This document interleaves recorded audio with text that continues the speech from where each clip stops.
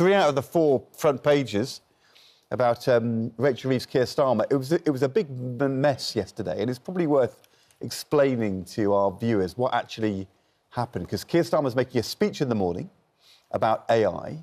He's asked... Was it really him? Well, I believe so, unless it was a deep fake. He was asked whether Rachel Reeves would stay as Chancellor until the election, because, of course, a few weeks ago, his spokesperson said that David Lammy would stay as Foreign Secretary until the election. And Keir Starmer and his team got into a bit of a mess. Because he didn't say, yes, she will stay. Look, it's a kind of game with a real political purpose. It's happened like this ever thus. I can remember it over 30 years. Prime Ministers have press conferences. They want to be asked questions about one thing. It was artificial intelligence yesterday. It was health the week before for Keir Starmer. But you'll get asked about whatever else is happening in the news. And when you're asked about, do you have confidence, full confidence in ministers, are they going to stay? You answer yes, and you kill it. It's gone. It's finished. Sometimes those votes of confidence or are you just never like... answer it. Yeah, well, if you don't, you can skip the question. Tony Blair saying Gordon Brown would stay as Chancellor in the next election. He probably wasn't asked it then, well, because an omission is seen as a lack of confidence. And he's not very good at politics like this, Keir Starmer. He should have just said, yes, I'm Prime Minister's not very good at politics. But he's not, an admission. That's an admission. We saw it. He's not very good at politics. We saw it with Rishi Sunak, and he's committing the same mistakes. Yeah. It's a simple question, give a simple answer, yes, you stay. We could rephrase it, he's useless at politics. What happened, the Prime Minister, useless. But what happened was Keir Starmer refuses to say it in the morning. Twice. And then the same press spokesman essentially contradicts the Prime Minister in the afternoon, and a thing called the lobby, where he says she will stay. No, he gives the answer the Prime Minister should have given. And he's given it on behalf of the Prime Minister, but it's hours later. But for our viewers, whether, you know, there's a certain form of words which is politically significant is not as important as, is the Chancellor good at running the economy? And that's the bottom line. And fundamental question. And these questions are being asked because the borrowing costs for the government have surged to a 28-year high. So the huge debt the country's in, the government has to pay interest on that. Taxpayers' money is being... And it's going up all the time. So the markets have been spooked. So the Chancellor's the one to sort the mess out. She's been in China. Should she have been in China? Probably not. Should have been here sorting out. So the question about does he have full confidence in her is hugely significant. But one of the big reasons borrowing is going up is because it's gone up in America. Much bigger economy. Trump coming in. The American market. They're casino capitalists, these people who loan money. They always want it to go up. They never want it to come down because they want to make more money. Yeah, but they look for reasons to push it up. But Kevin, the key thing is, are people here feeling better off? No. Do they feel there is a prospect of feeling better off? And that doesn't look like the answer currently is yes. Susanna... We've just had an increase, haven't we, in employers' rate national insurance. Most people don't pay it. Which, no, that's right, but the employers are the people who drive growth. Yeah. And that they're saying they're worried about growth in the economy. When Kevin says most people don't pay it, we're all going to pay it because employers who've got to pay this increase in national insurance for their employees will pass on the cost to us, whether it's retailers, food retailers, farms... Or suppressed wages. Or suppressed wages, or sack people to pay the extra costs. After the greed inflation of some companies pushing up their profits, they can afford to swallow those rises. But look, wages are going up faster than inflation. They might afford to. They might not choose to. Susanna, it's overlooked because we come on and I get it. Bad news is good news is no news. But wages are going up quite a bit faster than inflation now. It's not going to be for every employee, but on average they are. They're going up, wages are going up, regular pay is going up 5%, inflation is 2.7%. And energy bills have just gone up again for people, so it's already being It went up about 30, you're right, it went about 30 quid a year, 60p a week. But there's a lot more than that for some people. No, but the average did, you're right, the cap went up, but we've got to keep a perspective. It's still a lot lower than it was 12 and 18 months ago. You can see what people think in the fact there's an opinion poll which shows Reform are now within 1 point of Labour because they don't trust this government, they don't think they're doing a good job, they are spooked by their lack of confidence, they've only been in power 6 months, not even 7 months, and things are going horribly wrong. Now, you know why polls show that, and it's because in government you do take decisions and they're tough and you have to take responsibility for what's happening. Labour's made some mistakes, we discussed winter fuel allowance, we'll return to it. If you're the opposition, you can say what you like because you have no responsibility. So away from an election, you play shiny and new and the perfect answer. That's what Labour did in opposition, and they've been found out. They did, to some extent. But let's talk about decisions coming up, because you're right. One aspect is, do people feel better off? But the second aspect is what happens to public services. We were reporting today the pressures on that hospital in St Helier, which Richard Gaisford is at. Yesterday at the press conference, Keir Starmer says, faced with these rising borrowing costs and real pressures on the public finances, he says there'll be ruthless cuts in public spending, in the spending review. When asked, because Keir Starmer and Rachel Reeves said last autumn, no return to austerity, they said the cuts would never be at the level you could describe as austerity. So apparently there's some cuts which aren't austerity, but then there's some cuts which are austerity. But the truth is, if you're thinking about what's going to happen to policing or to the courts or to local government or to benefits, austerity, cuts. They're sniffing this is around. Not where they wanted to be. They're looking at disability benefits now. It's the latest. So people who are disabled watching this programme thinking, they're coming after my benefits? Really? Are they? The Labour government's going to do that in its first year? Well, we know the Labour government's already said to pensioners, unless you're earning more than £12,500 a year, we're taking your winter fuel allowance away. So it does open the door to, those who are a bit more vulnerable bearing the brunt of cuts under this Labour government. Pensions go up, the state pension goes up, under the triple lock, it's going up by wages, which are rising a lot faster than inflation. Benefits just go up by inflation, so they lag behind. So there is a squeeze. Now, you looked at the budget figures. NHS is getting a lot of extra money. Education gets some extra money, but that is going to be squeezed, and it looks like real terms spending will be down there. And other public services are under enormous pressure and being squeezed. Every government says it's going to be ruthless on spending and look for efficiencies. I've heard that mantra several times a year for as long as I can remember. I mean, you said, it's 6 months in, before now, ahead of Labour. What is going on? We know that the global economy is difficult and interest rates have gone up everywhere. We know that growth in Britain has been weak for some years, and that's carried on. But is there something else going wrong for Rachel Reeves and Keir Starmer? Are they making, since the election, the wrong choices on the economy? Well, I think the fact they talked everything down at the beginning didn't help. Yes. So negative. Remember when Blair got in? Look, back in '97, with a huge majority, there was a great outpouring of affection for him. People wanted him to win. He radiated optimism. This lot came in, doom and gloom, negative from the beginning, and they've been so negative, they've almost taught the country down. And that's your job. Hang on. And her decisions on taxes, the biggest tax hike in decades. Of course it's squeezing the life out of the economy. People are scared. They're really fearful. That's what's happening. You've seen the CBI, the Institute Directors, they've both said that the decisions are being taken by this government are the wrong ones. But Andrew, if you're saying public services and austerity, benefits, I mean, they had to raise taxes, didn't they? What else could they have done? Well, they said their first priority was growth. And it doesn't look like that's going the right way. You don't whack employers who are the ones who can create the growth with massive tax rises. But you're not saying that they would have borrowed more. No, Ed, what I'm saying is I don't believe her figures. She told us, hang on, a £22 billion black hole, hang on, she's raised taxes by 40 billion. Why? The NHS. Why? The NHS. And the Institute of Fiscal Studies said it isn't a £22 billion black hole, it was nearer 9 billion. So her figures were wrong to begin with. They paid the public sector pay rises. Yeah, because they had to give the train drivers a 15% pay rise. That's going well. How many strikes we had on the train since then? Right, the train drivers weren't covered by the public sector pay reviews for nurses, teachers. They inherited them from the Conservatives. It's just they'd left the report on the desk. Over 3 years was below inflation. I mean, look, politicians... Not what teachers are Politicians might peddle myths. We shouldn't as journalists. But the truth politically about Labour is they won a thumping majority at that general election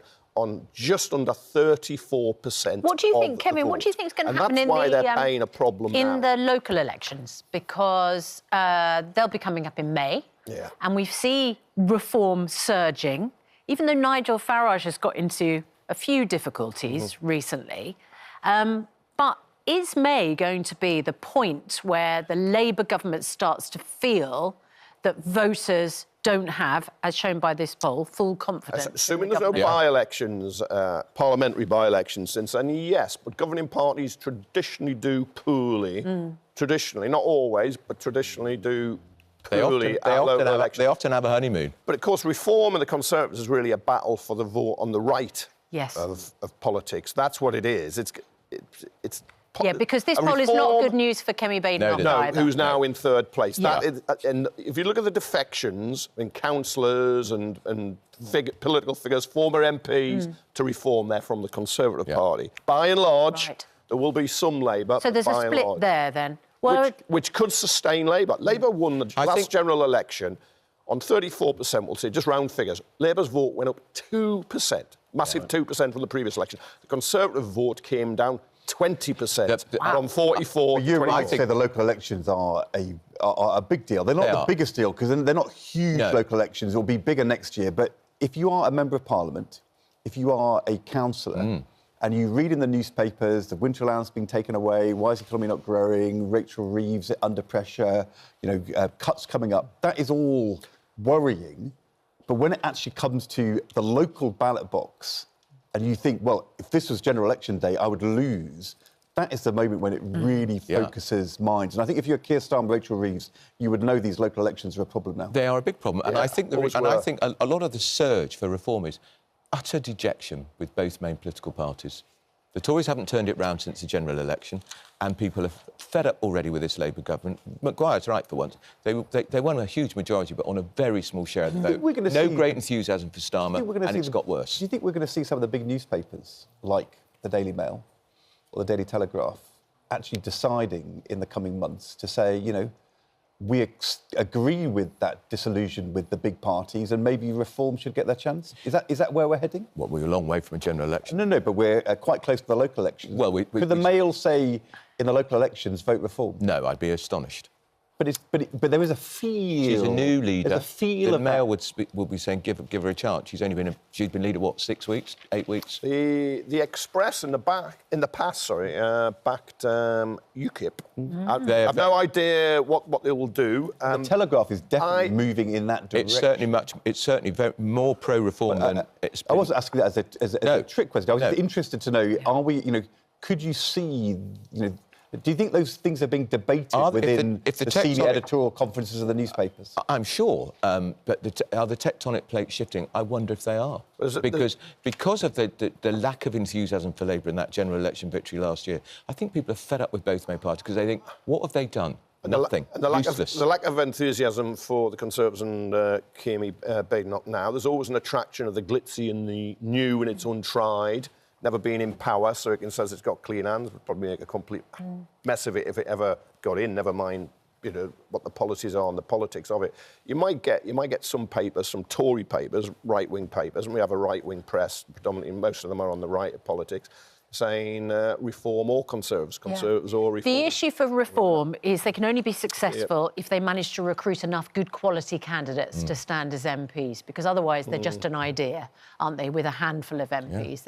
And that is going to be a big recruitment issue for they're getting a lot of members. If those figures are right, they're up to 180,000. Yeah, members is one thing, candidates is another. Yes, they're working hard to professionalise, aren't they? They are, and they're getting more money in, which makes a big difference. In the general election, their candidate selection was a bit all over the place. Nigel Farage, what are we supposed to do? I know. We're a small operation, but they're getting more money. They are. They've got more kind of people to work on their political operation. Yeah. You would think they would be both judged by a tougher test. Are the candidates good? Yeah. But they need to pass that test. They're going to go through a much more rigorous vetting process to make sure that they don't have some of these appalling statements that some of them had made on social media. That's true. But Elon, before we get too far on pushing the Farage's bandwagon down the road, let's remember it was all Elon Musk's money a few months ago. Now Elon Musk thinks Farage should be out.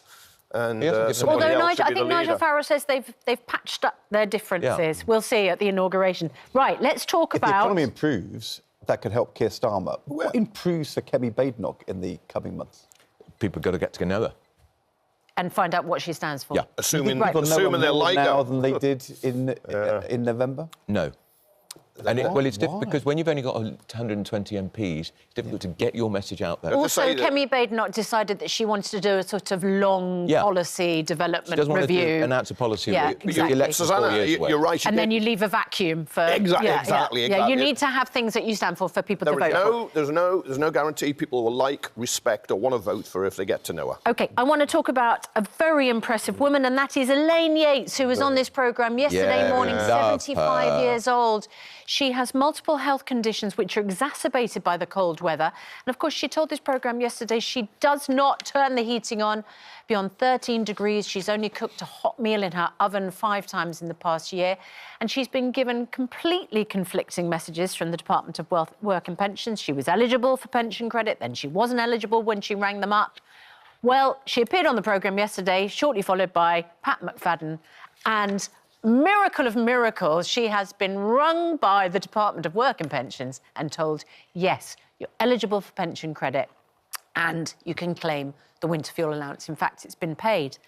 And Elaine points out she doesn't want to look like she's jumped the queue because she was on national television, and perhaps she might have got this call yesterday anyway. Right. Yeah, right. But she's going to come back on the programme this morning because she wants to help other people in her situation. Yeah. Can you get another 1 million people on your programme who are trying to get pension credit? Only we could. Because if exactly you could, right. that's how they'd get their money. But Andrew, there's going to be loads and loads of people who are on incomes very similar to Elaine's, the wrong side of the line, won't get pension credit, won't get the winter allowance. So she's the good news.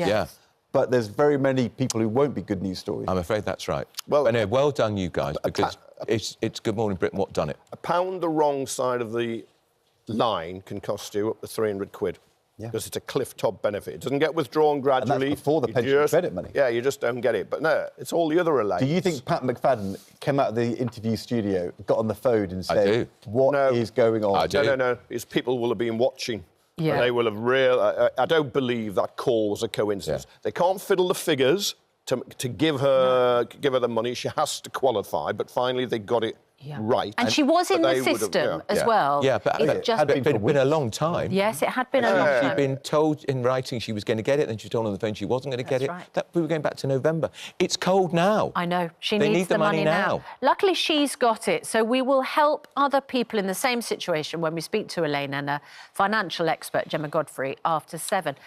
We have after 8 this morning. I mean, when you hear these stories about romance scams and people giving money to someone they have never met, and in the case we're going to talk to Nikki MacLeod, 77-year-old retired lecturer from Edinburgh, she was duped by someone who simply doesn't exist into sending £17,000, including deep fake videos sent to persuade her, no, I'm real. It's all real. Let's have a look at one of the videos.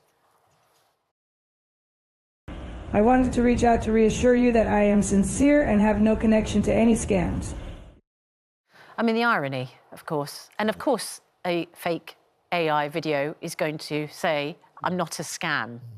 But we put together, our brilliant production team put together a deep fake scam video of me to see if you would be persuaded. Let's have a look. We're not sending any money. No, do not send money. Good morning and welcome to Good Morning Britain. I am Susanna Reid and we've got all the latest news, debates and interviews coming your way this morning. From world events to entertainment, we've got it all covered. But here's a twist. I am not actually Susanna Reid. I'm an AI version of her. Well, I'm afraid I saw through that. But I've been working with you for a very long time. No warmth. Oh. No warmth at all. No. Better with the short hair. It wasn't as fluent, but that will come in the way they make them very quickly. Yeah. And if people who don't know you as well, they'd be impressed you were talking to them for a start, wouldn't they? Yeah. That would be a factor. And so they would be vulnerable to exploitation. Yes. And the fact that somebody can make it appear it is you is quite frightening. Yes. And it's a challenge that has to be dealt with. Otherwise, people will be presented as saying and doing all sorts of things. And in the case of Nikki, who we're speaking to later, the person she was communicating with worked on an oil rig. Apparently. And the money was to help pay for a helicopter so that she could fly from the oil rig to meet her to confirm it was her. So the scam is giving people money so that they can come to see you, so that you can find out it's really them. And of course, they never arrive. It's awful. Right, the human cases where it's a con man, normally a con man, sometimes a con woman, are bad enough. But now, when you can do it digitally like that, it'll become far more widespread. And it's vulnerable people being exploited. And I suspect people are more susceptible if it's a woman, actually. That's right. Yeah. And in the old days, people would have been avoiding the phone call or the FaceTime video. Yeah. Now they're saying, let's have a chat on the phone. Let's have a chat on FaceTime, because actually the scam is to persuade you it's real, when of course it's not. I know the whole helicopter story just sounds totally implausible, you would say. And but Kevin, you pointed out people want to believe it. That's right. No, exactly, Susanna. Yeah. And that's why I never mock the people who fall for it. I agree. You just have massive sympathy. They can't believe they did it. In the cold light of day, you think, how could you possibly fall for it? Yeah, but You've got to remember you're in a different state of mind. Yeah. And people get lured in. So that's the real Susanna Reid. If you had that fake saying that, that's right. And there's warmth. Thank you. Thanks.